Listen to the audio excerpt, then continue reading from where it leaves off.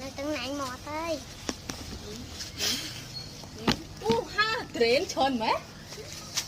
Ha trến đấy. Cả đây cặp mùi xanh. Này đâu? Đâu? Muốn đây nè. Muốn nè.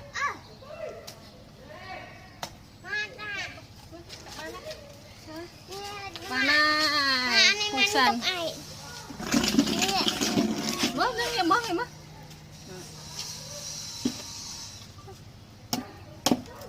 Niên. Chanh. Niên. Má, ở trên tôm hùm nè. Pakai. Ở trên tôm hùm. Hả? Ở trên tôm hùm nè. Tôm mày. Cho em mua tôm bột bê tông. Kau betong mẹ. Kau apa ai bàn tôm? Kau betong đây.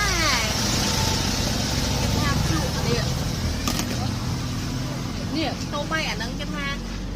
Ơi, từ là bán tôm mày. Thế bác cứ là bác. Hả? Tôm à nâng tôm mày. Tôm bên này. Tôi gọi tôi mới nó cặp ấy.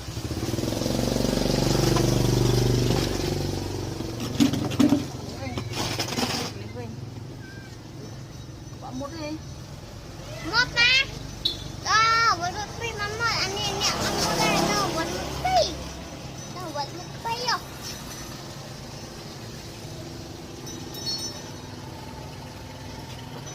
Hùng phá nè. Iya.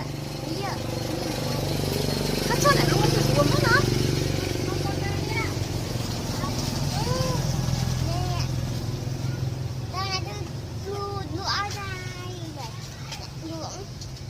Cái này lúc đấy cái ruột thôi.